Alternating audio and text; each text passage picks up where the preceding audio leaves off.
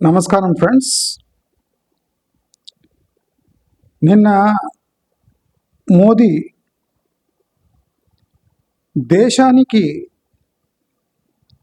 హైదరాబాద్ నుంచి ఒక సాధారణమైన సందేశం ఇచ్చాడు.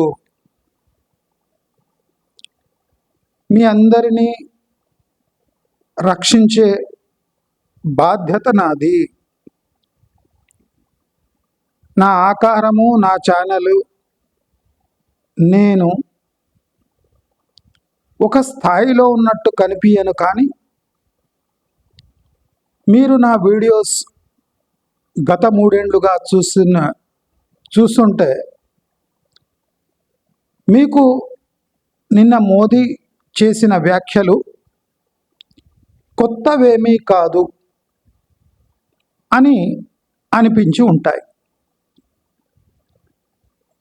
మోదీ ఈ సమయంలో హైదరాబాద్ నుంచి ఇలాంటి వ్యాఖ్యలు ఎందుకు చేశాడు? దయచేసి గమనించాలి. మోదీ తన మన్ కీ బాత్ లేదా దేశాన్ని ఉద్దేశించి స్పెషల్గా మాట్లాడకుండా హైదరాబాద్ బహిరంగ సభ నేపథ్యంలో కొన్ని వ్యాఖ్యలు చేశారు. చాలామంది లాక్డౌన్తో దీన్ని పోల్చుతున్నారు. వీళ్ళంతా నిరక్షరాస్యులు, వెధవలు, సన్నాసులు, కమీనేగాండ్లు. వీళ్ళ టీవీలు నడవాలని, వీళ్ళ ఛానళ్ళు నడవాలని మోదీ లాక్డౌన్కి అంటే ప్రిపరేషన్ చేసుకుంటున్నాడా? ఒరే అడ్డగాడిదల్లారా,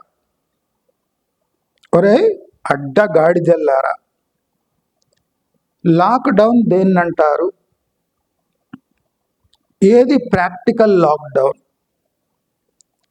మీరు చూసిన లాక్డౌన్ ఎన్ని?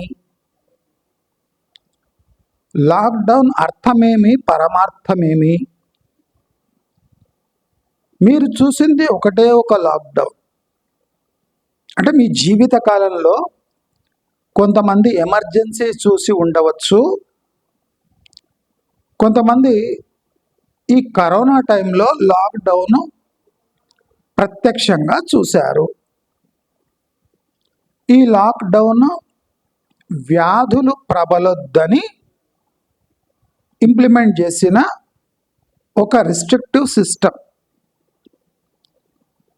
నేను మీ అందరికీ అర్థం కావాలి, ప్యానిక్ కావద్దు అని స్పష్టంగా తెలియజేస్తున్నా. మోదీ లాక్డౌన్ వైపు వెళ్తున్నాడా? లాక్డౌన్ లాంటి సిచ్యువేషన్స్ మళ్ళీ భారత్లో రానున్నాయా? దేశ ఆర్థిక పరిస్థితి దిగజారిందా? ఇవి క్వశ్చన్ మార్కులు వేసి తమ ఛానళ్ళు నడుపుకుంటున్నారు. మోదీ మీ అందరినీ ఆర్డర్స్ పాస్ చేయలేక ఒక బహిరంగ సభలో మీరు మనుషులైతే, మీకు దేశభక్తి ఉంటే, మీరు చదువుకున్న వాళ్ళు అయితే నేను చెప్పిన 4-5 పాయింట్స్ గమనించండి, ఇంప్లిమెంట్ చేయండి అని రిక్వెస్ట్ టైప్లో చేశాడు.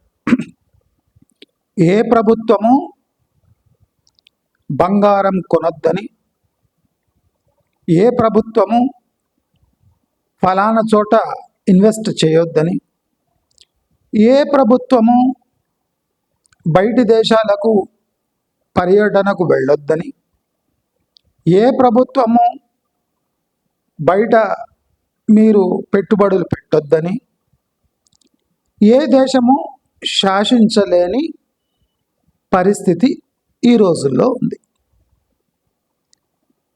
ఏ దేశమైనా ఇలాంటి రిస్ట్రిక్షన్స్ పెట్టింది అంటే అమెరికా లాంటి ప్రపంచాన్ని శాసించే దేశాలు కుప్పకూలడానికి సిద్ధంగా ఉన్నాయి. అంటే ప్రపంచంలోకెల్లా నేను అతిపెద్ద పవర్ఫుల్ దేశము, నా డాలర్ ప్రపంచవ్యాప్తంగా చల్లుతుంది అన్న గర్వమున్న అమెరికా కూడా చిన్న చిన్న restrictions, visa restrictions, H1B restrictions, అక్కడక్కడ టారిఫ్లు పెడితే అమెరికాకే నష్టమవుతుంది. భారతదేశం 140 కోట్ల ప్లస్ పాపులేషన్ ఉన్న దేశం. నేను మీకు 3 ఏళ్లుగా చెప్తున్నా, స్టే ఇన్ క్యాష్, లిక్విడ్ చేసే ఇన్స్ట్రుమెంట్స్ హోల్డ్ చేయండి, అంటే బంగారం లాంటివి, అంటే శాతం తక్కువ, 20% to 30% క్యాష్లో ఉండండి, అంటే లిక్విడ్ క్యాష్లో. ఒక 20% గోల్డ్లో ఉండండి. ఫిక్స్డ్ డిపాజిట్ 1 ఇయర్ కన్నా ఎక్కువ తీసుకోవద్దు.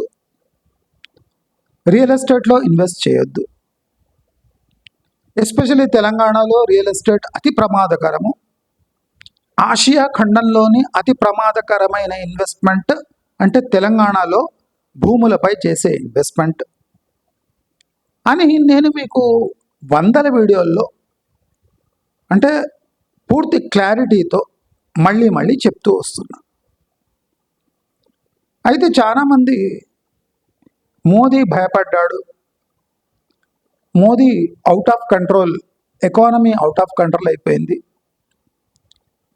వేలాది లక్షలాది ఐటీ ఉద్యోగాలు పోతుంటే మోదీ ఏమీ చేయలేకపోయాడు.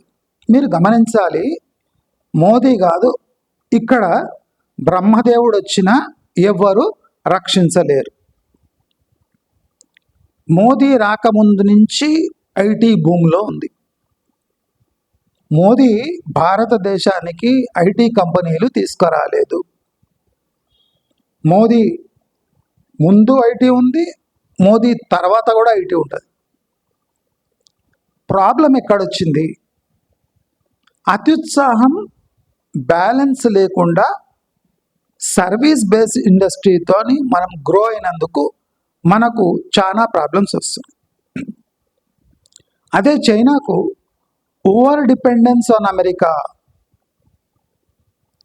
అమెరికాలో ఒక టిష్యూ పేపర్ కూడా ప్రొడ్యూస్ కాకుండా ప్రతి ఒక్కటి చైనాలో ప్రొడ్యూస్ చేసి అమెరికాపై ఓవర్ డిపెండెన్స్ అయి ఇండస్ట్రియలైజేషన్ అంతా అమెరికా బేస్డ్ ఇండస్ట్రియలైజేషన్ కావటం వల్ల చైనా సఫర్ అవుతుంది. చైనా బ్యాలెన్స్ చేయలేదు. అమెరికా తమపై డిపెండ్ ఉంది అనే ఒక చిన్న సాకుతో ఇరు దేశాలు ఒకరినొకరు బ్లాక్మెయిల్ చేసుకుంటూ ఉంటాయి. కానీ భారతదేశం అనేది ఒక సపరేట్ కేస్ స్టడీ.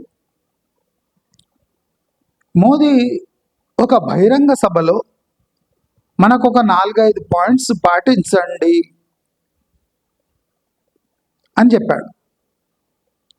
ఆ పాటించడం వల్ల ఏం జరుగుతుంది? మోదీ ఏమైనా కుట్ర చేశాడా? మోదీ ఫెయిల్ అయ్యాడా? మోదీ చేత కాకుండా ఇవన్నీ పనిచేస్తున్నాడా? ఇలా వ్యాఖ్యలు చేసే వెధవలకు నేను ఇవాళ ఈ వీడియో ద్వారా టెక్నికల్గా సమాధానం ఇస్తా. నేను ఇంకోసారి చెప్తున్నా, మోదీ సౌత్ ఇండియాకు తీవ్రమైన అన్యాయం చేశాడు, అది ఖచ్చితము. కానీ దేశాన్ని పాలించలేకపోతున్నాడు అనేది పచ్చి అబద్ధము. దీనికి నిదర్శనం ఏమి అని అడగవచ్చు మీరు. ప్రతి ఒక్క రాష్ట్రంలో బీజేపీ తన సత్తా చాటుతుంది. ఇండియాలో అంటే మోదీ భారతదేశాన్ని పాలించలేకపోతే, మోదీ ఫారెన్ పాలసీ ఫెయిల్ అయితే, అసలు ఈ ఫెయిల్ అవుతుంది మోదీ ఫారెన్ పాలసీ అని చెప్పేవాళ్ళు తమ హయాంలో ఫారెన్ పాలసీ ఎంత బ్రహ్మాండంగా ఉండేదో ఒక్కసారి బేరీజు వేసుకునే అవసరం ఎంతైనా ఉంది.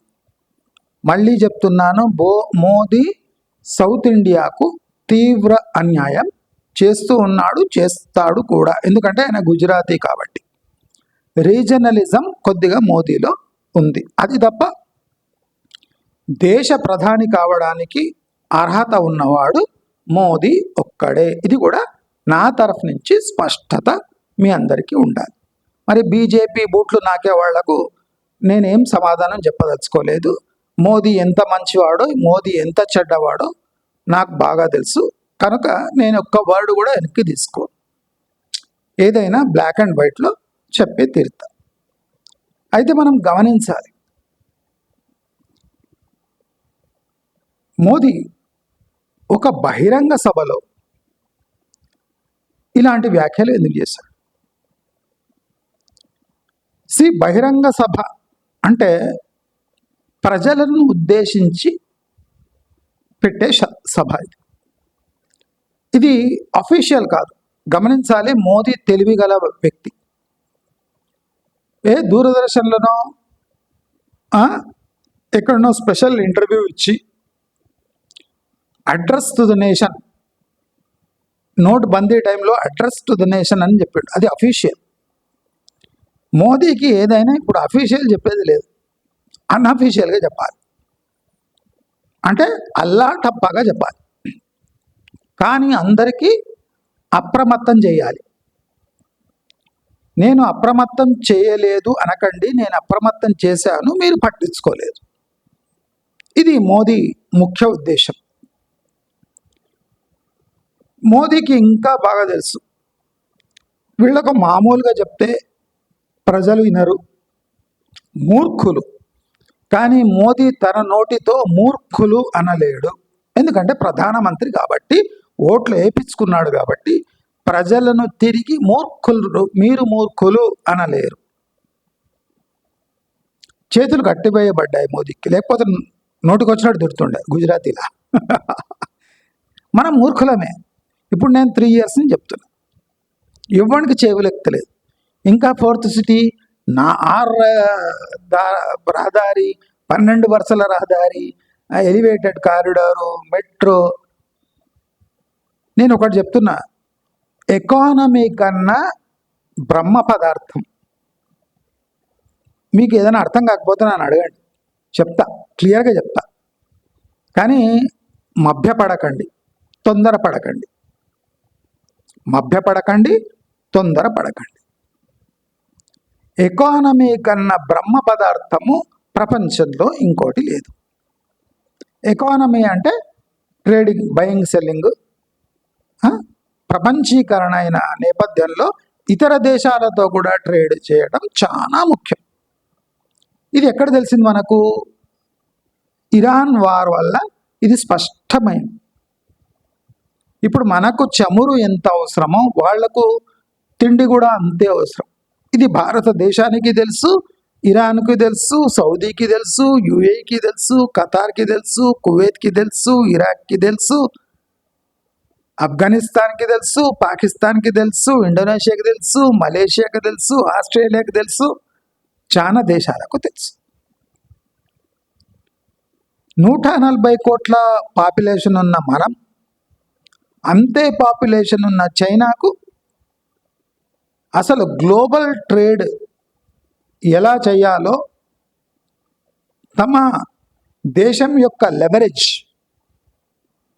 లెవరేజ్ ఎలా యూజ్ చేయాలనో ఈ 2 దేశాలకు ప్రపంచంలో ఏ దేశం కన్నా ఎక్కువ తెలుసు.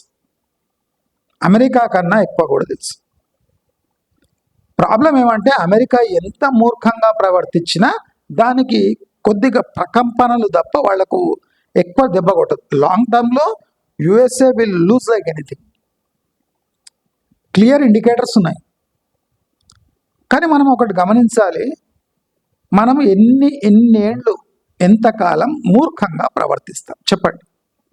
ఎడ్యుకేటెడ్ ఈడియట్స్ అనే ఒక వర్డ్ నేను ఎప్పుడు యూజ్ చేస్తుంటా. దాన్ని విత్డ్రా కూడా చేసుకోను. ఎందుకు విత్డ్రా చేసుకోను? మనలో విద్య వల్ల మనం వింత పశువులుగా తయారయ్యాం.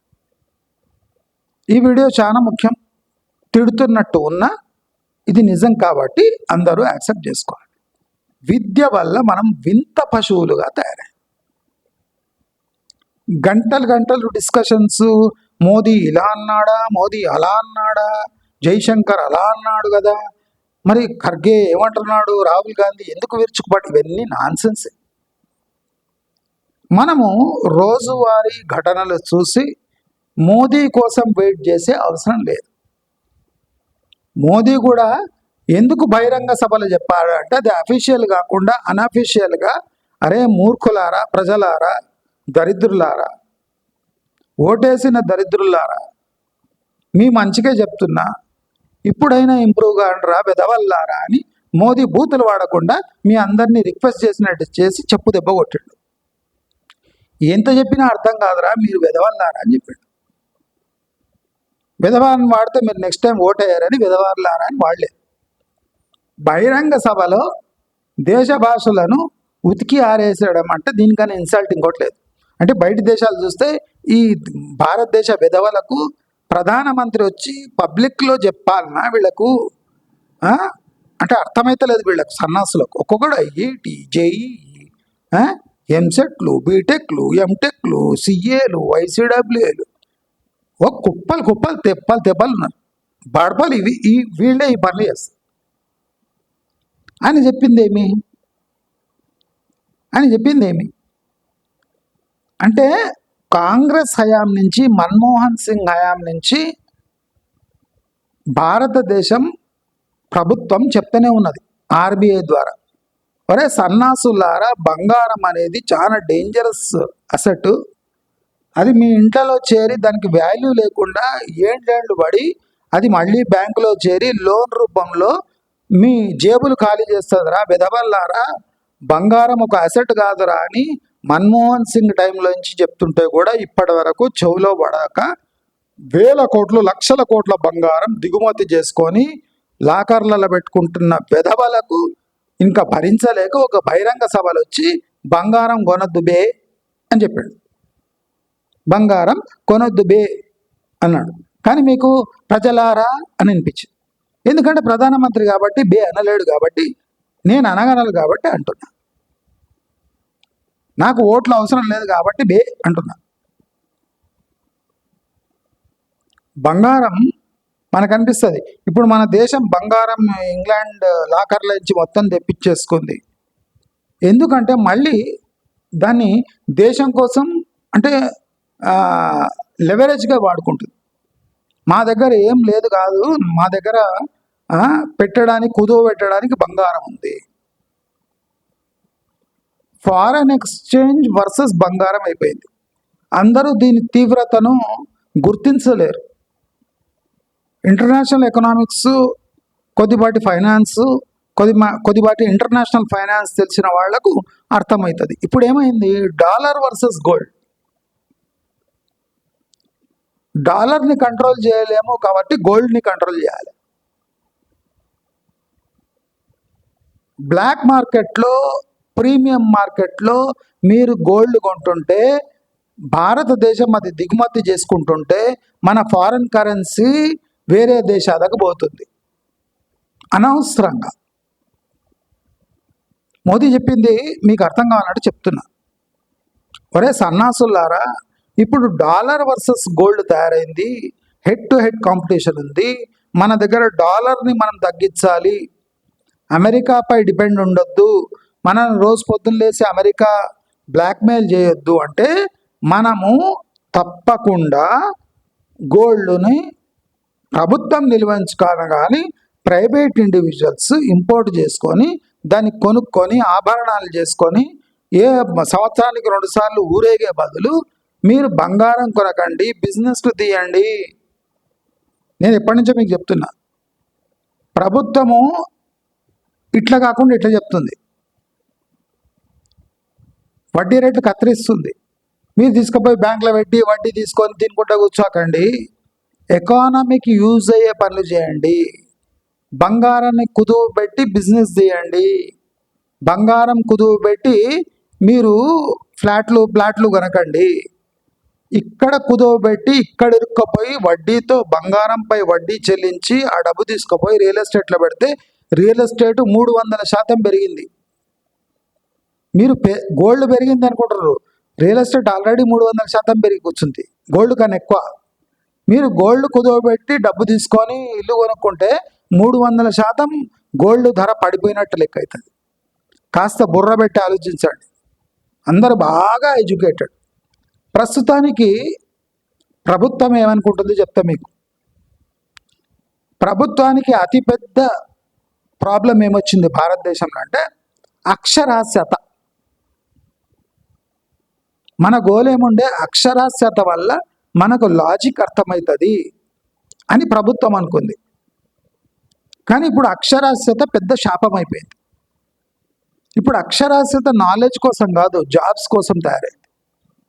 10 ఎకరాల ఉన్న ఆసామి కొడుకు కూడా సిటీకి వచ్చి ఎవరి దగ్గరనో మోకరెళ్ళి పని చేయడానికి, చదువుకొని సిటీకి వచ్చి మోకరెళ్ళి పని చేయడానికి సిద్ధంగా ఉన్నాడు. ప్రభుత్వానికి ఇది నచ్చలేదు.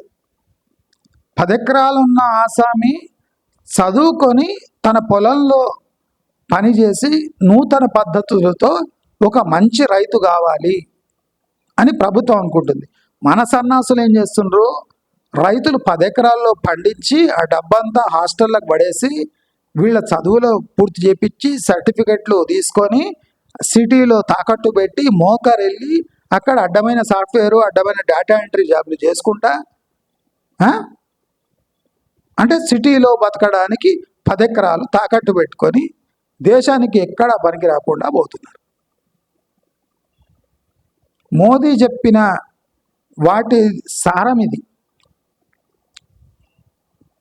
పంజాబ్లో ఉన్న ఫార్మర్స్ డిమాండ్స్ ఒప్పుకుంటలేదు బీజేపీ. ఎందుకంటే దీనివల్లనే గొంతెమ్మ కోరికలు. మేము రైతులం, అది స్టేటస్ సింబల్ కాదు, మీ వృత్తి. మేము రైతులం, అది నీ వృత్తి. నేను మున్సిపాలిటీలో పనిచేస్తున్న వృత్తి, నేను సాఫ్ట్వేర్ వృత్తి, నేను లాయర్ వృత్తి, నేను క్లర్క్ వృత్తి, నేను సాఫ్ట్వేర్ డెవలపర్ వృత్తి, నేను చెప్పులు కుడతా వృత్తి. అలాగే రైతు కూడా ఒక వృత్తి. ప్రాబ్లం ఏమంటే రైతును మనం తల మీద ఎత్తుకున్నాం. చెప్పులు కుట్టేవాడిని వాడు చెప్పులు కుట్టేవాడు అంటున్నాం, మనం రైతును అన్నదాత అంటున్నాం. వాడు చెప్పులు కుట్టేవాడు చెప్పు ఇరిగిపోతే నువ్వు ఒక అడుగు వేయలేవు, వాడు చెప్పులు కుడుతున్నాడు, వాడు కూడా మనకు నడకదాత అనొచ్చు కదా, అన్నారు. చెప్పులు కుట్టేవాడిని నడకదాత అన్నారు. కానీ పొలంలో ఏ ముదనష్టపు వరి బంగాళాలు వేసినా వాడిని రైతు అన్నదాత సుఖీభవ. మరి చెప్పులు కుట్టేవాడు వాడు ఏ సుఖం అనుభవించద్దు, నోటి నుంచి ఒక మాట రాదు. మనం కుల వివక్ష అంటాం కదా, మరి ఇది వివక్ష కాదా? రైతు ఒక పెద్ద పోటుగాడు, ఈ చెప్పులు కుట్టేవాడు వేస్ట్ గాడా? నువ్వు చెప్పు తెగిపోతే రెండు అడుగులు వేస్తావా? రైతు 2 అడుగులు వేస్తాడా చెప్పు తెగిపోతే? రైతు ఇంత లావు చర్మంతో కొట్టిన చెప్పులు వేసుకుంటాడు. రైతు పొలంలో తిరగాలి అంటే ముందుకొచ్చుకోవద్దు అంటే ఆ చెప్పులు కుట్టేవాడు ఎవడు? వానికి రైతుకున్న మర్యాద ఉందా? వానికి రైతుకున్న భూమి ఉందా? కుల వివక్ష పెద్ద జాతిలో లేదు, మీలోనే ఉంది. వివక్ష క్లియర్గా కనిపించదు అంతే. బంగారం కొనకండి, ఎందుకంటే బంగారం, gold is directly in competition with dollar. Either you can save dollar or stop buying gold. దీంట్లో బెస్ట్ ఆప్షన్ ఏది? Stop buying gold. గోల్డ్ లాకర్లో పోయి ఏ వాల్యూ పెరగకుండా, మీరు మొన్న గోల్డ్ పెరిగింది, కానీ గోల్డ్ చరిత్ర చూసుకోండి చాలా స్లోగా పెరిగింది. దాదాపు 30 ఏళ్లలో 25 ఏళ్లలో పెరిగింది. ఇప్పుడు ఏం చేస్తారు? పెరిగినాక ఫిక్స్డ్ డిపాజిట్తో కంపారిజన్ చేసుకుంటారు. మనమంతా అతి తెలివి ఎక్కువ మనకు, అందుకోసం పేదరికం మనకు నిడవదు. ఇప్పుడు గోల్డ్ పెరిగినాక, సిల్వర్ పెరిగినాక, చైనాలో అందరు సిల్వర్ కొన్నారు, ఇప్పుడు ఏడుస్తున్నారు. అంటే మనము ఏదైనా ప్యానిక్ అటాక్ కాగానే ఇంకా దాని వైపు పోతాం. అది అతి తెలివి అనుకుంటాం మనం. అందరూ అటువైపు పోతారు, అందరూ అటువైపు పోతే నువ్వు పోతే కథం అయిపోతావు అని నీకు తెలియదు. మోదీ చెప్పింది ఏమి? దయచేసి సంవత్సరం వరకు బంగారం కొనకండి. సంవత్సరం వరకు ఎందుకన్నాడు? సంవత్సరం వరకు ఇలాంటి ఇరాన్ వార్ ఇలాంటి ప్రాబ్లమ్స్ సాల్వ్ కావు. 1 year అన్న పడుతుంది. ఇది సాల్వ్ అయినాక కూడా ఒక 6 నెలలు పడుతుంది. అంటే లోకంలో వచ్చే ఉపద్రవాలు, currency fluctuations, trade fluctuations, technology changes, ఏ వల్ల నిరుద్యోగము, ఇవన్నీ విచిత్రమైన కాంపిటీషన్ క్రియేట్ చేస్తున్నాయి. ఇక ఇవన్నీ మోదీ తెలుసుకున్నాడు. ఆయనకు తెలిసిన విషయాలు కావు. పక్కకు ఉన్నవాళ్ళు అక్కడికి ఉన్నవాళ్ళు చెప్పిండ్రు, మోదీ పరిస్థితి ఇట్లుంది, మరి ఏం చేస్తావో చెయ్యి అంటే బహిరంగ సభలో చెప్పిండు. ఒరే మూర్ఖులారా, నికృష్టులారా, నీచులారా, పేరుకే దేశభక్తి జెండాలు పట్టుకుంటారు కానీ దేశంపై మక్కువ లేని వాళ్ళారా, భారత మాతాకి జై అన్నంటే సరిపోదురా, మీరు బంగారం కొనడం మానేసేయండి, కొద్దిగా లక్ష్మీదేవికి రెస్ట్ ఇవ్వండి అన్నాడు. తప్పేముంది? నేను ఇది ఎప్పటి నుంచో చెప్తున్నా. బంగారం అంటే అది స్టక్ అసెట్. రియల్ ఎస్టేట్ కన్నా ఘోరం అది. రియల్ ఎస్టేట్ కన్నా ఘోరం. రియల్ ఎస్టేట్ అప్పుడప్పుడు ఇట్లా ఫ్లిప్ అవుతుంటుంది. ఇది ఫ్లిప్ కాదు. మొన్న మన జీవితకాలంలో మన హయ్యెస్ట్ ర్యాలీ ఇది. అంటే 20-25 ఏళ్లకు ఒక ర్యాలీ వస్తుంది. దాని అంత ఓపిక ఉందా మీకు? లేదు.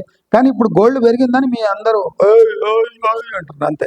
లేకపోతే గోల్డ్ ఎట్లా మూవ్ అవుతుందిరా అంటే అది అంటే మెజారిటీ మూర్ఖులు ఉన్నారు కనుక ఒక బహిరంగ సభలో చెప్పే రహస్యం కనుక బహిరంగ సభలో చెప్పిండు మోదీ. తప్పేముంది? భారతదేశం పెద్ద సంక్షోభంలో లేదు. ఎందుకు లేదు? దీనికో కారణం ఉంది.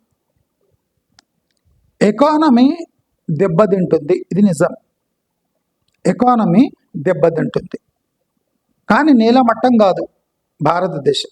ఇప్పుడు బంగ్లాదేశ్ లాగా, పాకిస్తాన్ లాగా, ఆఫ్ఘనిస్తాన్ లాగా నీలమట్టం కాదు. ఎందుకు కాదు? 140 crores population, internal consumption, agriculture ప్రొడ్యూస్ని లోపలనే కన్జంప్షన్ చేసే సామర్థ్యం ఉన్న ఏకైక దేశం భారతదేశం.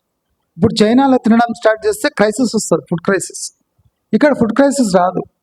మనం ఎక్స్పోర్ట్ చేస్తున్నాం, ఎన్నో థింగ్స్ మనం పండిస్తాం, తినము, వేస్ట్ అయిపోతాయి. కోల్డ్ స్టోరేజ్ లేకుండా చెత్తకుండీలో పడేస్తున్నాం. అలాంటి దేశం మన. ఫుడ్ క్రైసిస్ చాలా తక్కువ. ఇప్పుడు 40 రూపాయలు ఉన్న బియ్యం 60 అవుతుంది, కానీ మొత్తం 120 కాదు. ఎందుకంటే తెలంగాణలో హయ్యెస్ట్ ప్రొడ్యూసింగ్ రీజన్ ఇది. ధాన్యం పండించిండు, కొనుగోలు చేయడానికి శక్తి లేదు ప్రభుత్వం దగ్గర. ఎందుకంటే బయట డిమాండ్ లేదు. ఇలాంటి బియ్యం ఎవడు కొనడు?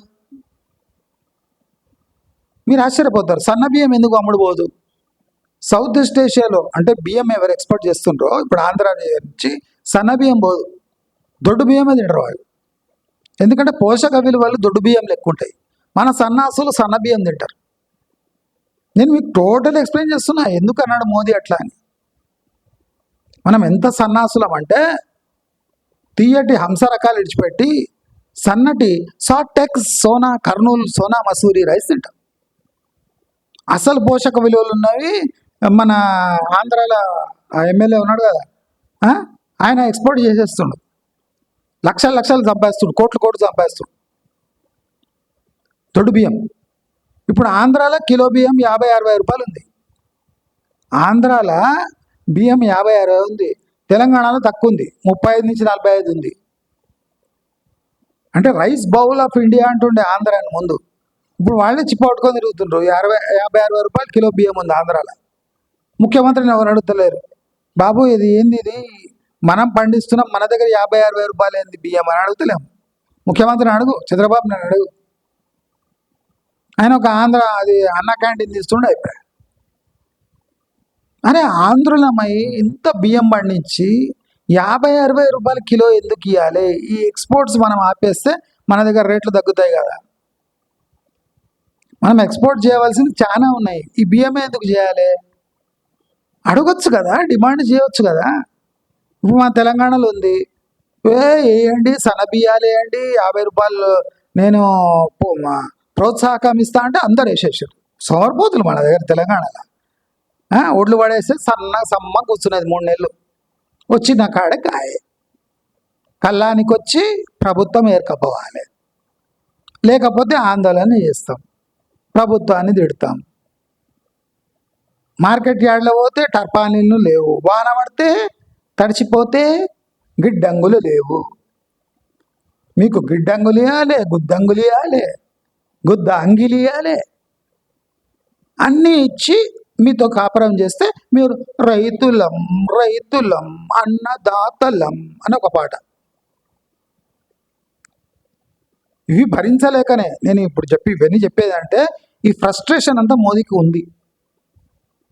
వీళ్ళని తిడితే ఓట్లేరు పడప. ఇప్పుడు బీఆర్ఎస్ చేస్తున్న ఈ స్కీమ్ ఉంది కదా, రైతు బంధు. ఆ రైతు బంధు మోదీ ఎందుకు తీసుకున్నాడు అంటే చూసిండు కేసీఆర్ ఈ రైతు బంధు పెట్టి గెలుస్తున్నాడు, మనం కూడా రైతు బంధు పెడదామని ఆయన కూడా రైతు బంధు స్టార్ట్ చేసి కిసాన్ సమ్మాన్ యోజన. అక్కడ ఫ్రాడ్ అవుతుందని ఇప్పుడు మోదీకి అర్థమవుతుంది. కేసీఆర్ స్కీమ్ బాగా అనిపించింది. కేసీఆర్ దేశాన్ని అంతా కంపులైపోయాడు. మీరు ఈ స్కీమ్ పెట్టి ఈజీగా గెలవచ్చు అని అందరికీ ఒక ఫార్ములా ఇచ్చేసాడు. మోదీ ఏం చేసిండు, టెంపరీగా కిసాన్ సమ్మాన్ యోజన ఇస్తే నెరేగాని తీసేసిండు. ఇప్పుడు మోదీ పనికి ఆహారం అంటే అక్కడ ఫ్రాడ్ అవుతుందని తెలుసు. అదే ఈ కిసాన్ సమ్మాన్ యోజన అంటే మోదీ అందరికీ డబ్బులు ఇస్తుండు దేశవ్యాప్తంగా రైతులకు. అంటే బీజేపీ ఎక్కడైనా పోయి పోటీ చేయొచ్చు. మోదీ ఏం తక్కువడు కాదు, కేసీఆర్ని మక్కి దింపాడు, లాభపడ్డాడు, దేశవ్యాప్తంగా లాభపడ్డాడు. కేసీఆర్ ఫార్ములా కాపీ చేసి కేసీఆర్ దెబ్బతిన్నాడు, మోదీ లాభపడ్డాడు. నేను మీకు క్లియర్లీ ఎక్స్ప్లెయిన్ చేస్తా అసలు మోదీ ఏం చేసిండు అనేది. నేను ఉట్టినా అన్న ఏదో నోటుకొచ్చినట్టు అన్నా. నేను మోదీ మంచోడే, కానీ సౌత్ ఇండియాకు డేంజరస్ పర్సన్ ఆయన. ఇది నేను రాసిస్తా. సౌత్ ఇండియాని ఏం బీకలేడు ఆయన, తెలంగాణకు వచ్చి కూడా ఏం బీకలేడు. ఆంధ్రాలో ఏమైనా బీకడానికి చంద్రబాబు నాయుడు అడ్డుకుంటాడు. కర్ణాటకలో చేంజ్ చేయొచ్చు, తప్పలేదు.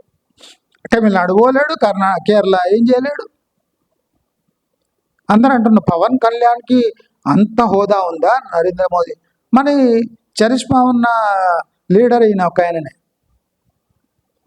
ఆయన పార్టీ క్లోజ్ చేయించి బీజేపీలో ఎప్పుడైనా తీసుకోవచ్చు పవన్ కళ్యాణ్. దాని ప్రిపరేషన్ ఇదంతా. ఇప్పుడు జనసేన పార్టీ ఏ క్షణమైనా బీజేపీలో కలిసిపోవచ్చు. చంద్రబాబు నాయుడుకు పక్కల బలంగా మారచ్చు. నేను ఎప్పుడో చెప్పిన రేవంత్ రెడ్డి బీజేపీ బీఆర్ఎస్ 3 కలిసి కూటమి ప్రభుత్వం ఏర్పాటు చేస్తాయి. రేపటి రోజుల్లో బీజేపీకి దమ్ము లేదు, బీఆర్ఎస్ ఏకపక్షంగా పవర్లోకి రాలేదు, కాంగ్రెస్ బీఆర్ఎస్ని రానివ్వదు. ఒకరినొకరు బ్లాక్మెయిల్ చేసుకుంటారు కదా. ఇప్పుడు ఫోన్ ట్యాపింగ్ అంటే వీడు మద్యం కుంభకోణం అంటాడు, కాళేశ్వరం అంటాడు, ఒకరినొకరు చేసుకొని 3 ఏళ్ళు గడిపేస్తున్నారు. అంటే దీని అర్థం ఏమంటే 3 పార్టీలు ఒకటే. మనం హౌలగాండ్లం, ఇక్కడ 2 హౌలగాండ్లు, ఒకటి ప్రజలు, ఇంకోటి కాంగ్రెస్ పార్టీ. కాంగ్రెస్ పార్టీ ఏమనుకుంటారంటే రేవంత్ రెడ్డి, వాళ్ళకి తెలుసు రేవంత్ రెడ్డి డేంజరస్ క్యాండిడేట్ అని, కానీ తప్పదు, స్పీచ్ ఇచ్చేవాడు రేవంత్ ఒక్కడే, మిగతా వాళ్ళకి నోటు తిరగదు, పాపులారిటీ లేదు. ఏం చేయాలి, రేవంత్ రెడ్డిని పట్టుకోవాలి. రేవంతా అంటాడు, రేవంతా అంటాడు. మీరు అబ్జర్వ్ చేసినారో లేదో, మొన్న అందరు అబ్జర్వ్ చేయాలి, కాలేజ్ క్లిప్ వేసుకొని చూడండి. వెస్ట్ బెంగాల్ స్వేరింగ్ ఇన్ సెరమనీ చూడండి మీరు. అంటే వెస్ట్ బెంగాల్ హేమంత్ అయిన మన సువేందు అధికారి ఏ రోజు చీఫ్ మినిస్టర్గా ప్రమాణ స్వీకారం చేసిండో స్టేజ్ మీద మోదీ సమక్షంలో సువేందు అధికారి అందరినీ షేక్ హ్యాండ్ ఇచ్చుకుంటూ పోయిండు. చంద్రబాబు నాయుడు రాగానే ఎంత ఫాస్ట్గా వెళ్ళిపోయిండో మీరు సువేందు అధికారిని చూడండి. సువేందు అధికారి చంద్రబాబుని దాదాపు అవమానించిండు. ఇక్కడ వీళ్ళు కవరప్ చేసుకోవడానికి టీడీపీ వాళ్ళు ఏం చెప్తున్నారంటే, ఆహా చంద్రబాబు నాయుడు కాళ్ళు మొక్కాడు మిథున్ చక్రవర్తి అని. అందరూ చంద్రబాబు నాయుడు దగ్గర వచ్చి చంద్రబాబు నాయుడుకు మోదీ ఎంత ప్రాముఖ్యత ఇస్తున్నాడు. కాదండి, సువేందు అధికారి మీరు చేతులు కలిపే ఒక క్లిప్ చూడండి, మీకు తెలిసిపోతుంది. సువేందు అధికారికి చంద్రబాబు నాయుడుపై ఎలాంటి అభిప్రాయం ఉందో చూడండి. ఎందుకు తెలుసా? చంద్రబాబు నాయుడు ఎంతో కాలం ఈ మమత ఉంది కదా దీది, ఆమెతో సఖ్యతగా మెలిగాడు. ఎప్పుడు ఏమొచ్చినా మమతా దీది చంద్రబాబు నాయుడుకి ఫోన్ చేసేది. మొన్నటిదాకా అదే రిలేషన్షిప్. మమతా దీది చంద్రబాబు నాయుడు అక్క చెల్లె, ఇది తమ్ముడు అక్క లేదా అన్న చెల్లె, ఈ రిలేషన్షిప్. ఇప్పుడు అవసరం ఉంది అని బీజేపీతో జతగట్టిండు చంద్రబాబు నాయుడు. ఎప్పుడైనా మోసం చేయగలడని సువేందు అధికారికి చంద్రబాబు నాయుడుకి అసలు పడదు. ఇంకా పిలిచిండు కదా అని సెకండ్ జస్ట్ ఇట్లా ఒక్క సెకండ్ కూడా ఇవ్వలేదు. మీరు మళ్ళీ ప్లే చేయండి. టీడీపీ వాళ్ళు దీన్ని కవర్ చేయడానికి అక్కడ చంద్రబాబు నాయుడుకు ఎలాంటి సన్మానం జరిగిందో తెలుసా అని మీరు క్లిప్స్ వేస్తున్నారు. అంత పచ్చి అబద్ధం.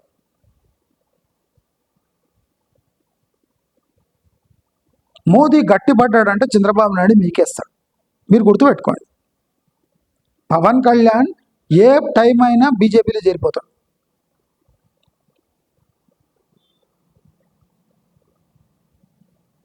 తెలంగాణలో బీజేపీకి దిక్కు లేదు. కిషన్ రెడ్డి వేస్ట్, బండి సంజయ్ వేస్ట్, గుండు సంజయ్ వేస్ట్. ఇది బీజేపీకి అర్థమైపోయింది. మరి ఇలాంటి పవన్ కళ్యాణ్ లాంటి లీడర్లు లేవు, రేవంత్ తప్ప. పవన్ కళ్యాణ్ ఇజుగల్ టు రేవంత్ ఇక్కడ ఈక్వేషన్. నేను ఎప్పటి నుంచి నేను చెప్తున్నాను లేదా, మీరు వీడియోలో ఏంటంటే వచ్చినాయి పొలిటికల్ వీడియోస్లో. కాంగ్రెస్కి రేవంతే దిక్కు, బీజేపీకి కూడా రేవంతే దిక్కు, బీఆర్ఎస్ కూడా రేవంతే దిక్కు. మీరు గమనించాలి. బీఆర్ఎస్ పవర్లో మళ్ళీ రావాలంటే రేవంత్ రెడ్డి సహాయం లేకుండా బీఆర్ఎస్ పవర్లో రాలేదు. ఇంపాసిబుల్. కాంగ్రెస్ని చీల్చేవాడు రేవంత్ రెడ్డి ఒకడే. బీఆర్ఎస్ తన హస్తాలతో కాంగ్రెస్ని చీల్చే దమ్ము లేదు. రేవంత్ ఒక్కడే కాంగ్రెస్ని చీల్చగలడు. Coming back to the topic, gold ఎందుకు వద్దన్నాడో అర్థమైండొచ్చు మీకు. కార్ పూలింగ్ ఎందుకు చేయమంటున్నాడు? ప్రాక్టికలీ మన దేశంలో ఒక 1-2 months చమురు నిల్వలు ఉంటాయి. దీన్ని ప్రాసెస్ చేయడానికి రిఫైనరీస్ షట్ డౌన్ అవుతున్నాయి. అంటే ఓవర్ వర్క్ అయిపోయింది వాళ్ళకి. ఎందుకంటే ప్రపంచవ్యాప్తంగా క్రూడ్ అంతా ఈ రిలయన్స్, నయరా, మన ఐపీసీఎల్, బీపీసీఎల్ ఇవన్నీ ప్రాసెస్ చేస్తూనే ఉన్నాయి ఈ క్రైసిస్ టైంలో. అంటే వరల్డ్లో రిఫైనింగ్ కెపాసిటీ ఉంది అంటే ఇండియా దగ్గర, రష్యా దగ్గర, కొన్ని దేశాల దగ్గర ఉంది, కువైత్ లాంటి దేశాల దగ్గర ఉంది. ఇరాన్ గ్యాస్కి ఫేమస్, క్రూడ్ ఆయిల్కి కాదు. అందుకోసం ఇరాన్ ఎల్ఎన్జి షిప్మెంట్స్ని అడ్డుకుంటలేదు. ఎందుకంటే రేపు అది వ్యాపారం చేసేది ఎల్ఎన్జీలను కాబట్టి. కార్ పూలింగ్ ఎందుకు చేయమంటున్నాడు? మోదీకి అర్థమవుతుంది, ట్యాక్స్ కట్టే వాళ్ళు తక్కువ కానీ ఎస్యూవీలు ఉన్న వాళ్ళు ఎక్కువ. ప్రతి ఒక్కడు కారు కొంటున్నాడు, కారులో ఒక్కడే ప్రయాణిస్తున్నాడు. టోటల్ అంటే చమురు కన్జంప్షన్ చాలా ఎక్కువ అవుతుంది. పాండబ్బకు పక్కకు కిరాణా షాప్ పోవడం కూడా బండి మీద పోతున్నారు. ట్రాఫిక్ జామ్స్ అవుతున్నాయి. ట్రాఫిక్ జామ్ కావడం వల్ల ప్రభుత్వంపై ప్రెషర్ పడి అవి పెద్ద పెద్ద హైవేస్, పెద్ద పెద్ద ఫ్లైఓవర్స్ నిర్మించాల్సి వస్తుంది. ప్రాక్టికల్ ఇది సొల్యూషన్ కాదు. జనాలు అనవసరంగా వెహికల్స్ కొని అనవసరంగా ప్రయాణిస్తున్నారు. పబ్లిక్ ట్రాన్స్పోర్ట్ లేదు. పబ్లిక్ ట్రాన్స్పోర్ట్పై ప్రెషర్ పడుతుంది. ఇప్పుడు రేవంత్ రెడ్డి చూడండి ఏం చేస్తాం. మహిళలకు ఫ్రీ చేసిండు, కొలాప్స్ అయిపోయింది టీఎస్ఆర్టీసీ. నెక్స్ట్ మెట్రో కొలాప్స్ అవుతుంది. అక్కడ పోయి పుష్పులు మన ట్రైన్లు, ఇంటర్సిటీ ట్రైన్లు ఫ్రీ అని చెప్తున్నాడు. అంటే ఒక చోట మూర్ఖులు ఉన్నారు. ఆయన ఇండైరెక్ట్గా మన ముఖ్యమంత్రి కూడా చెప్పినట్టే.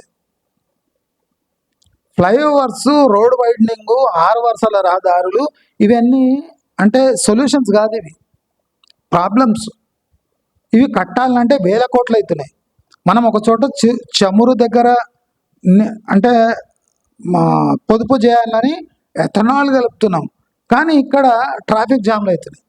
ట్రాఫిక్ జామ్ల వల్ల ఈ ఫ్లైఓవర్స్ ఇవి ఎక్సెస్గా కట్టడం వల్ల మనం ఫారెన్ బారోయింగ్ ద్వారా తీసుకుని వచ్చిన డబ్బుల వల్లతోనే మనం ఈ ఫ్లైఓవర్లు కడుతున్నాం. ఎక్స్టర్నల్ బారోయింగ్ అంటారు. Infrastructure financing through international organisations దగ్గర డబ్బు తీసుకొని మనం ఇక్కడ ఇన్ఫ్రాస్ట్రక్చర్ కడుతున్నాం. దాని వడ్డీ కట్టాలనా అంటే ఇది కట్టి చమురు ఆదా అన్నీ ఒకటే అయిపోతున్నాయి. కనుక అందరూ పబ్లిక్ ట్రాన్స్పోర్ట్ సిస్టమ్ బాగుపడితే కానీ మన మోదీ రిక్వెస్ట్ చేసుకున్నట్టు car bowling, scooter bowling, cycle bowling కాదు. ఇప్పుడు ఎలక్ట్రికల్ వాహనాలు తేవటం వల్ల కూడా చాలా ప్రాబ్లమ్స్ రాబోతున్నాయి. అంత ఎలక్ట్రిసిటీ ప్రొడ్యూస్ చేయలేకపోతున్నాం. అందుకోసం మన సోలార్ ప్లాంట్స్ పెట్టండి, పెట్టుబడి ఎక్కువ, ట్రాన్స్మిషన్ ప్రాబ్లమ్స్. అది ఇక్కడ వాహనాలు పడ్డాయంటే ఎలక్ట్రిక్ వాహనాలు నిలిచిపోతాయి. టెక్నీషియన్స్ లేరు, కొత్త టెక్నాలజీ, ఛార్జింగ్ పాయింట్స్ ప్రాబ్లమేటిక్గా ఉన్నాయి. హైవేస్ పై 20 కిలోమీటర్కి ఒకటి పెడతావు, మన ఊళ్ళలో ఒక 20-30 కిలోమీటర్లు ఉంటాయి ఇంటర్నల్ రోడ్స్, మళ్ళీ అక్కడ ఛార్జింగ్ పాయింట్స్. అంటే ఇవంతా ప్రిపరేషన్ పూర్తి కావాలంటే 15-20 ఏళ్ళు పడుతుంది టోటల్ ఎలక్ట్రిక్ వాహనాలు నడవాలంటే. చమురు దిగుమతులు ఎగుమతులు చాలా క్రిటికల్ సబ్జెక్టు. బహిరంగంగా ఏమన్నా చెప్పినామంటే టోటల్ ఇంటర్నేషనల్ మార్కెట్స్లో ప్యానిక్ వచ్చేసి రేట్లు పెరిగిపోతాయి. ప్యానిక్ కాకుండా మీరందరూ చాలా జాగ్రత్తగా యూజ్ చేయండి అని నరేంద్ర మోదీ చెప్పాడు. ఏం తప్పు చేసిండు? ఎందుకంటే పబ్లిక్ ట్రాన్స్పోర్ట్ సిస్టమ్ అధ్వానంగా తయారైంది కాబట్టి అందరూ బలిసి కార్లు వెహికల్స్లో తిరుగుతున్నారు. మీరంతా తగ్గించుకోండి. ఒక ప్రధానమంత్రి భూ అనకుండా బహిరంగ సభలో మూతి మీద ఉంచిపోయాడు. మోదీ తప్పు లేదు, మన తప్పే. మనం ఓవర్ యాక్షన్ని కంట్రోల్ చేయలేకపోతుండు మోదీ. మీరు అబ్జర్వ్ చేయండి, ఏఐని ఇన్వైట్ చేస్తుండు. ఈ సాఫ్ట్వేర్ వాళ్ళను అదుపులో ఉంచుకోకపోతే ఎకానమీ స్పైరల్ అవుట్ అవుతుంది. అంటే ఈ సన్నాసులను చూసి వేరే వాళ్ళు కూడా లైఫ్ స్టైల్ చేంజ్ చేసేసుకున్నారు. వాళ్ళు కూడా విచ్చలవిడిగా ఖర్చులు, విచ్చలవిడిగా ఎస్యూవీలు, విచ్చలవిడిగా ఇంట్లు, ఏదైనా విచ్చలవిడితనం పెరిగిపోయింది భారతదేశంలో. అందుకోసం బహిరంగ సభలు వచ్చి మోదీ ఒక్క చెప్ప మీద ఒక్కటి ఇచ్చిపోయాడు. మనకు అర్థమైతే లేదు. మోదీ చేతగాక మాట్లాడు, చేత కాదు, మోదీ కాదు, బ్రహ్మదేవుడు వచ్చినా ఈ పని చేయాల్సి వస్తుంది. మీరు బయట దేశాలు చూడండి, ఇప్పుడు యూఏఈ పరిస్థితి ఏమైంది, దుబాయ్ పరిస్థితి ఏమైంది, సౌదీ అరేబియా పరిస్థితి ఏముంది, వణుకుతుంది గజ గజ. సౌదీ అరేబియాకు ప్రాబ్లం ఏమంటే ఇప్పుడు నీళ్లు దొరుకుతూ చాలన్నట్టుంది. వాళ్ళ దగ్గర ఒంటెలు, మాంసాలు అన్నీ బాగానే ఉన్నాయి, నీళ్లు లేవు. దౌర్భాగ్య పరిస్థితి. డాలర్స్ ఉన్నాయి, ఏం కొనాలి? తిండి కొనాలి. తిండి కొనాలంటే అమెరికా శాంక్షన్స్ ఉన్నాయి. మన ఇండియా తక్కువ లేదు. కావాలని ఈ దేశాలు వీళ్ళు చమురు పెంచితే వీళ్ళు తిండి పదార్థాల రేట్లు పెంచేస్తారు. అక్కడక్కడ ఈక్వల్ చేసుకొని పోటాపోటీగా అమ్ముకుంటారు. మన వాళ్ళేం తక్కువ లేరు. మన దగ్గర చమురు నిల్వలు లేవు, అంతే ఉన్నాయి, కానీ మనం చేస్తలేము due to strategic reasons. America దగ్గర ఉన్నాయి, మన దగ్గర ఉన్నాయి, కానీ మనం వెలికి తీస్తలేము. ఎందుకంటే వీళ్ళది ఖాళీ అయిపోయినాక చూద్దాం కదా.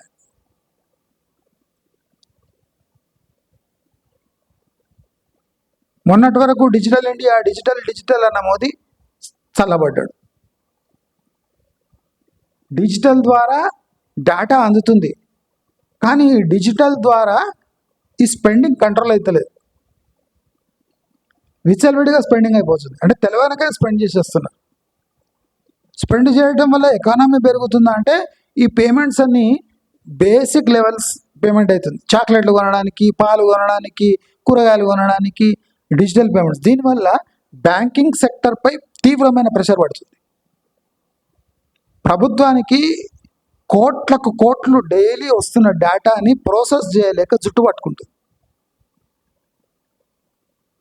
ఫస్ట్ ఏమో డిజిటల్ ద్వారా ట్యాక్స్ సిస్టమ్ని కంట్రోల్ చేయొచ్చు, ట్యాక్స్ పేయర్స్ని ట్రాప్ చేయొచ్చు అనుకుంది, కానీ అది కాస్త బెడిసి కొట్టింది.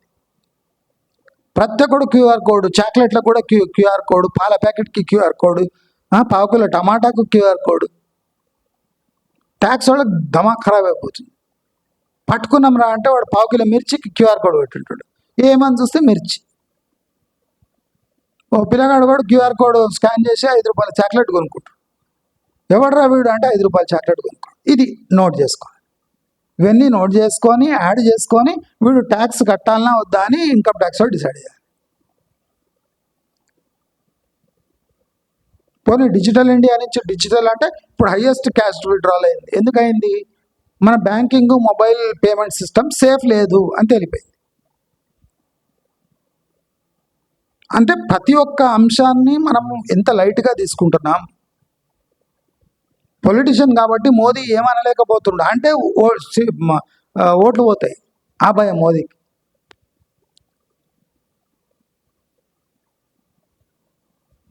ఇప్పుడు రేవంత్ ఇచ్చే ఫ్రీ స్కీమ్స్ని విమర్శించలేకపోతుండంటే విమర్శిస్తే వీళ్ళకే దెబ్బ.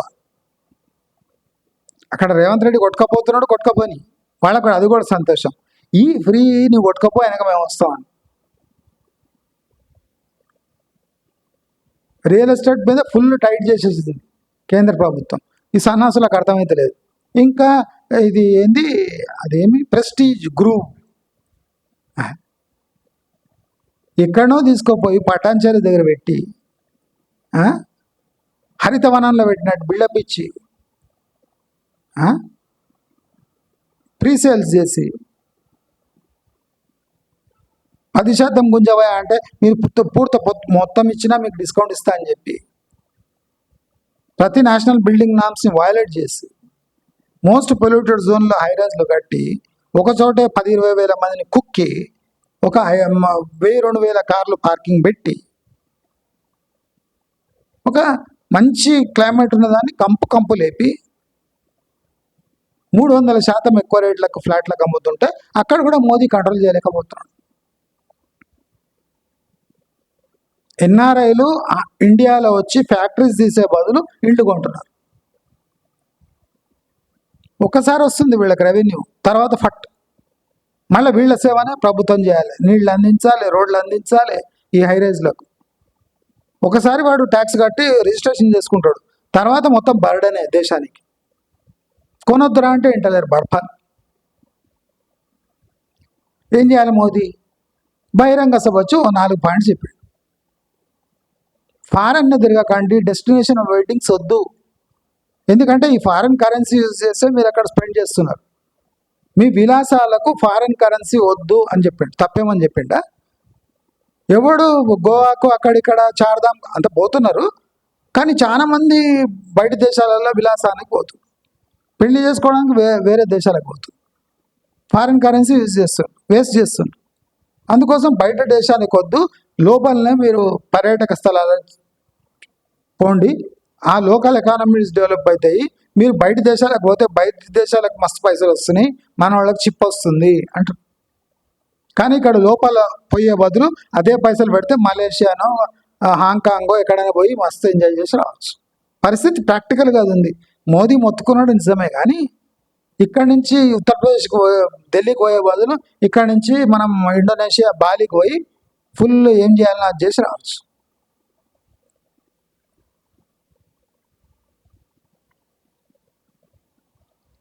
ఇప్పుడు మనం ప్రాక్టికల్గా ఆలోచించాలి. ఇప్పుడు మంది గోవాకి ఎందుకు పోతారు? మద్యం దాగి ఏం చేయొద్దో అన్నీ చేసి రావడానికి పోతారు. కానీ మనం ఇప్పుడు ప్రాక్టికల్గా చూస్తే ఇండోనేషియా, బాలి, మలేషియా ఇటు దిక్కు పోతే అక్కడ ఫ్లైట్ దిగిన ఇక్కడి నుంచి పోవడము చీపే, అండమాన్కి పోయినంత కూడా కాదు, ఇంకా చీప్ అవుతుంది ఫ్లైట్లో.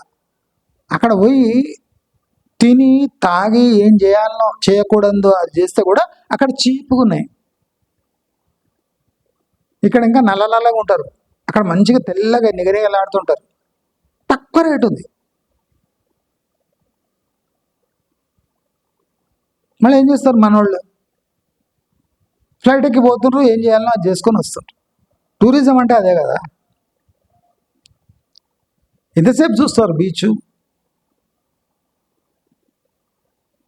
ప్రాక్టికల్గా మాట్లాడుకుందాం భయ్, అందరు మనలాగా ఉండరు, హైదరాబాద్ పట్టున ఉండరు, పైసలు వచ్చినాయి పోతారు. బయట ఏమేమి చేయొచ్చు, మనం ఇండియాలో చేయలేం, పట్టుబడతాం.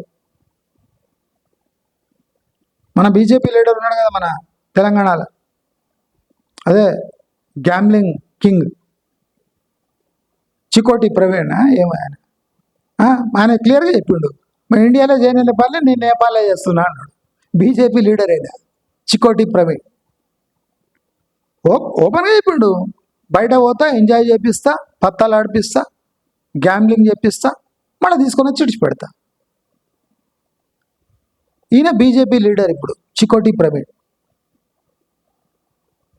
మోదీకి కనిపిస్తలేడు, చికోటి ప్రవీణ్ ఉన్నాడు ఆయన పక్కనే. చికోటి ప్రవీణ్ పిలిచి చికోటి ప్రవీణ్ మరి వీళ్ళంతా బాలీకి అక్కడిక్కడ ఎందుకు ఈ ఏం మన దగ్గర లేని మసాజ్ అక్కడ ఏముంటుంది అడిగితే మొత్తం చెప్పేస్తాడు. జస్ట్ చికోటి ప్రవీణ్ని ఢిల్లీని పిలిపించుకొని బాబు నువ్వు ఎక్స్ప్లెయిన్ చేసి దీన్ని అంటే క్లియర్గా ఎక్స్ప్లెయిన్ చేస్తాడు. చికోటి ప్రవీణ్ చెప్తాడు, మన దగ్గరనే ఇవన్నీ పెట్టేసేయండి సార్, అక్కడి నుంచి బాలి నుంచి కొంత 10,000 మందికి వీసా ఇస్తే వాళ్ళే ఇక్కడ వచ్చి మంచి బిజినెస్ ఇస్తారు, ఫారెన్ కరెన్సీ అస్సలు ఖర్చు కాకుండా నేను చూసుకుంటా, నన్ను టూరిజం మినిస్టర్ చేస్తే అసలు చికోటి ప్రవీణ్ని టూరిజం మినిస్టర్ చేయాలి. భారతదేశం టాప్ డెస్టినేషన్గా డెవలప్ అవుతుంది. నేను ఫ్రీ సలహా ఇస్తున్నా మోదీకి, చికోటి ప్రవీణ్ని టూరిజం మినిస్టర్ చేసి పారేయండి. భారతదేశం ఆల్ ఓవర్ వరల్డ్ ఉన్న రష్యా నుంచి ఇండోనేషియా నుంచి అందగత్తలు అంతా తెచ్చి ఇక్కడ దింపి తానే అన్ని పనులు చేస్తాడు. ఫ్లైట్ తెప్పిస్తాడు, ఇక్కడ అన్ని వ్యాపారాలు చేస్తాడు, డెన్స్ తీపిస్తాడు, మద్యము ఏమేమి చేయాలో అన్ని భారతదేశంలో చేపిస్తాడు. మనది కూడా ఒక బాలి లాగా తయారైతుంది, మస్తు పైసలు వస్తాయి. చికోటి ప్రవీణ్ కావాలి మనకు టూరిజం మినిస్టర్. కిషన్ రెడ్డికి తెలియదు, ఆయన అంతా మద్యం వ్యాపారాలే. మన కిషన్ రెడ్డి తెల్ల డ్రెస్ వేసుకున్నాడు మీటింగ్లో మోదీ నుంచి, ఆ లోపల బనియన్ ఎక్కువ కనిపిస్తుంది బయట చొక్కా నుంచి. కేంద్ర మంత్రి బనియన్ వేసుకొని తిరిగినట్టు చెప్తున్నా. జస్ట్ చికోటి ప్రవీణ్ని మంచిగా టూరిజం మినిస్టర్ చేస్తే మొత్తం అన్ని రకాల ట్రేడ్స్ ఇక్కడ చేస్తాడు ఇండియా. ఎంతోమందికి ఉపాధి, బ్యూటీ పార్లర్లకు ఉపాధి,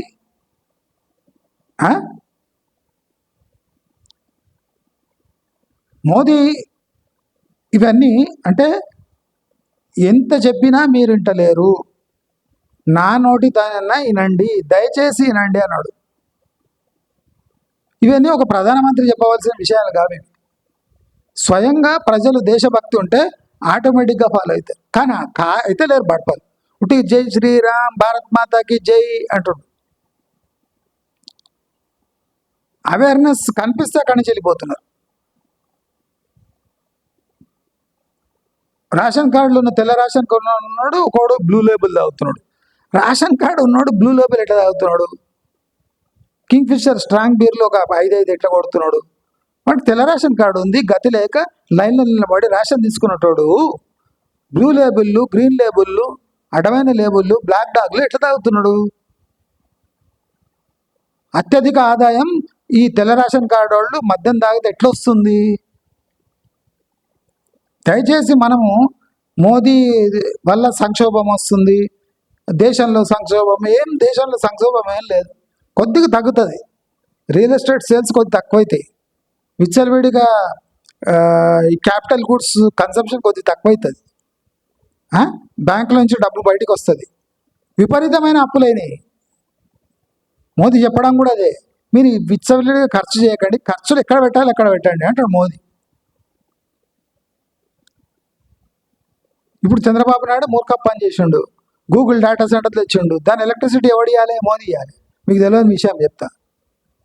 ఇప్పుడు గ్రిడ్లో ఎలక్ట్రిసిటీ ప్రొడ్యూస్ చేసి సబ్సిడీలో ఎవరికి ఇవ్వాలి అంటే మోదీ ఇవ్వాలి. చంద్రబాబు నాయుడు పోయేది ఏం లేదు, గూగుల్ డేటా సెంటర్ పెట్టుకొని ఆంధ్రప్రదేశ్లో పెట్టేసాడు. ఎలక్ట్రిసిటీ ఇవ్వకపోతే ఇంటర్నేషనల్ బద్దం ఎవరికైతుంది? మోదీకి అవుతుంది, చంద్రబాబు నాయుడుగా. మేము నిమిత్త మాత్రం, మా చేతిలో ఏం లేదు, మోదీని అప్పుడు వచ్చి ఇనాగ్రేట్ చేసాడు కదా, మళ్ళీ మోదీని అడగడానికి పోండి అంటాడు చంద్రబాబు నాయుడు. ఇన్ని గిగావాట్ల ఎలక్ట్రిసిటీ అంటే నా దగ్గర రాదు, ఇది కేంద్ర ప్రభుత్వం ఇస్తుంది, మోదీ ఆ రోజు చెప్పలే మీకు అంటాడు. చేతులు దొరుకుకోండి. దయచేసి అందరు గమనించాలి, ఇక్కడ లాక్డౌన్ ఎప్పుడవుతుంది అనేది మీకు తెలియదు. అనవసరంగా వర్డ్స్ యూజ్ చేయకండి. Restricted way of life for some time. మన దగ్గర చూడండి, కార్లు అనగానే డైరెక్ట్ ఎస్యూవీలు కొంటున్నారు. ఎస్యూవీ కన్జంప్షన్ ఎక్కువ, ఫ్యూల్ కన్జంప్షన్. ఆడ ఎస్యూవీలో కూర్చుంటే వాడు లిల్లిపుట్టు కూర్చుంటాడు. ఎస్యూవీ ఇంత పెద్దది, వాడేమో దాంట్లో ఇంత ఉంటాడు. వానికి ఎస్యూవీ కావాలి. ముందరేముందో కనిపించదు, పక్కకేమున్నదో కనిపించదు. దయచేసి అందుకోసము అనవసరంగా ప్యానిక్ కాకండి. భారతదేశంలో వేరే దేశాలకు కంపేర్ చేస్తే సాధారణమైన స్థితులే ఉన్నాయి. మనం ఓవర్ ఎక్స్ట్రాల్ చేస్తున్నాం. ఇప్పుడు మెట్రో ఫేజ్ 1 లాస్లో ఉండగా ఫేజ్ 2 మొదలు పెట్టినాం. అంటే ఇలాంటి మూర్ఖపు పనులు చేయొద్దు అని మోదీ చెప్తున్నాడు. అందుకోసం ఫేజ్ 2 అప్రూవల్ ఇస్తలేడు మోదీ. వేరే హైవే ప్రాజెక్ట్స్కి శంకుస్థాపన చేస్తున్నాడు, కానీ ఫేజ్ 2 మెట్రోకి అప్రూవల్ ఇస్తలేదు. ఎందుకంటే ఇదంతా రేవంత్ రెడ్డి తినేస్తాడు, కాంగ్రెస్ గాంధీ వాళ్లకు పంచిపెడతాడని మెట్రో ఫేజ్ 2 ఇస్తలేడు. మనం ఇది గమనించాలి. మళ్ళీ నేను చెప్తున్నా, మోదీ సౌత్ ఇండియాకు డేంజరస్. దేశానికి మంచి ప్రధాని, కానీ సౌత్ ఇండియాకు ఒక శాపం. కాబట్టి మనం మోదీతో జాగ్రత్తగా ఉంటూ, మోదీని అంటే పాళ్లలో సహాయం అందిస్తూ, దేశం గౌరవం కాపాడే వ్యక్తి మోదీ. కాబట్టి ప్రస్తుతానికి మోదీకే మీ అందరి సహకారం ఉండాలి, ప్రస్తుతానికి అని అందరికీ తెలియజేసుకుంటూ నమస్కారం.